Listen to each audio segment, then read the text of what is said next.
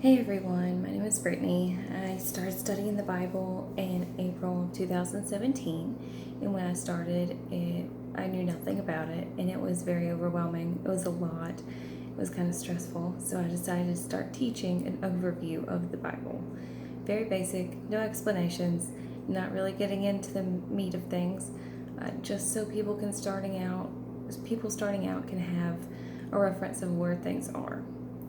So last week we started Acts, and this week we get to Saul of Tarsus, one of my favorite men in the Bible. And also did a lot, so get ready, this week might be a little bit longer. So Saul of Tarsus first comes about in Acts chapter 7. Let me turn there.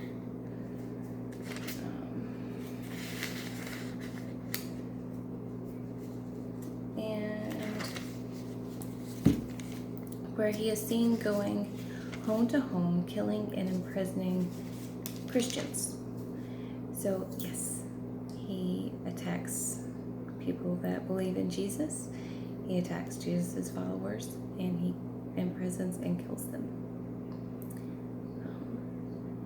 Then let's jump to chapter 9. Everybody turn to chapter 9. Oh, I'm in John. I'm not in Acts. Whoopsies. Okay. Where he is on his way to a town called Damascus. And he's going there to keep doing what he's doing, to keep killing Christians. And suddenly Jesus comes down as a bright light. And it made Saul fall on his face. And Jesus asked him why he was doing this, and told Saul to go into the city until he is told what to do. So Saul is down on his face in the middle of a desert, talking to somebody that no one else can see. The men with Saul could not see Jesus. They did not know what Saul was doing. They didn't know what was happening. And when Saul stood back up, he was blind. And Saul was blind for 3 days. For 3 days he sat. He wouldn't eat. He wouldn't drink. He would only pray. And he had a vision of a man, and I hope I say this right, Ananias, restoring his sight. And so on the flip side, Jesus appears to this man, Ananias, and told him where to find Saul, which he did reluctantly at first, and gave him his sight back. He then baptized him, and Saul went on to preach of Jesus. He went to preach of him in Damascus, where he was going to kill the people that preached about him. And then he got secretly sent to Jerusalem, but he wasn't really accepted there because they knew of his past. So a lot of places he went, they were like, "Oh, this is Saul of Tarsus. He kills Christians."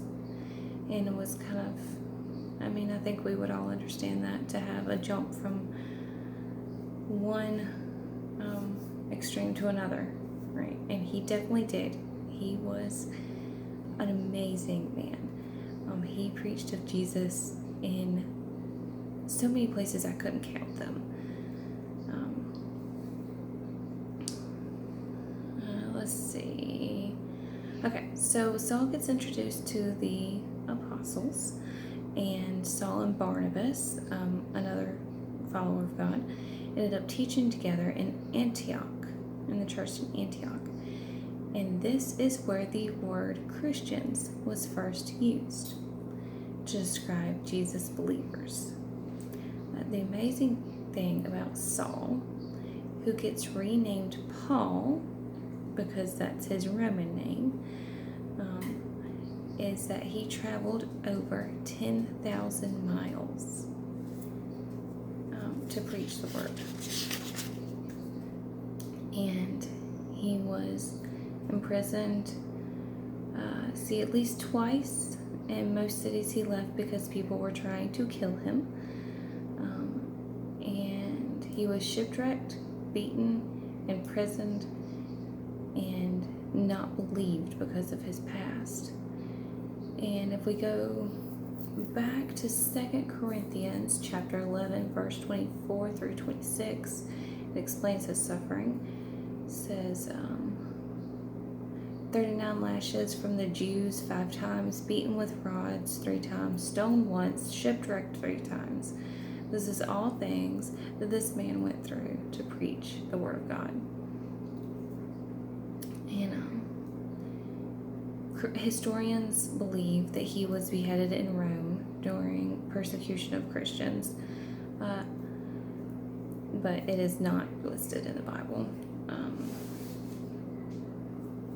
And so when I was studying Paul, I got really into him. I had to make a whole little map. Once again, don't laugh at my drawings. I'm not very good at drawing. Okay. So as you can see, it was a little insane, right? Alright, so I've got it color coordinated. Alright, so here's where Saul meets Jesus, that little star. And then he follows Jesus on this little green down here. That's where he says he walks with Jesus. Jesus is ascended into heaven at this point, though, and it doesn't give a whole lot of details, so it's a little confusing if if he was actually walking with Jesus or if he was studying with others. It got a bit confusing with that. And then all of these colors are his 4 trips. He took 4 major trips. And I also have them listed on the back. Let's see here. His first journey is up here. So this is all the places he went his first journey. And as you can see, says it's 1,581 miles over 53 days. Because remember, they didn't have cars back then.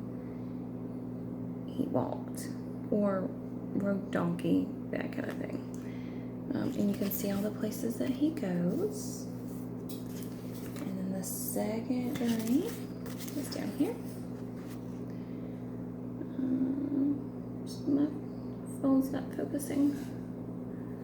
There you go. And you can see that was over 3,000 miles in 100 days. His third journey, let's see.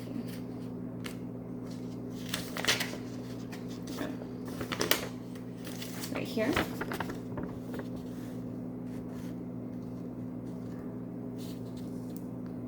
And that was over 300, my phone's not focusing again, 3,300 miles over 92 days. And then his fourth journey down here was 2,300 miles in 36 days. Okay, and that was to Rome.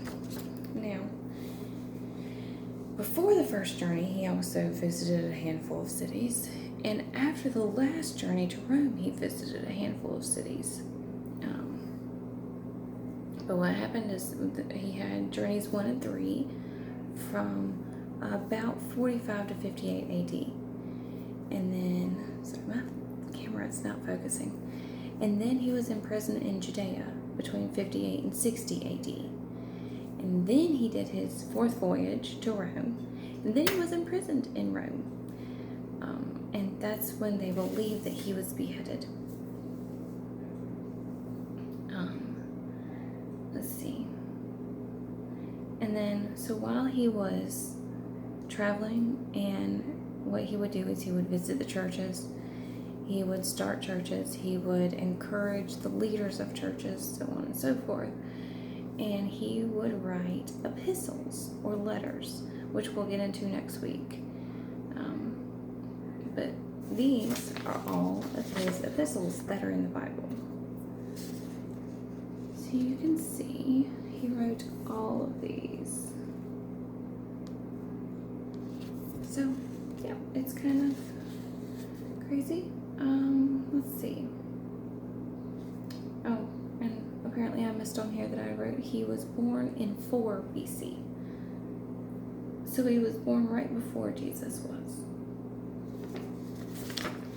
And I'll leave you guys with this.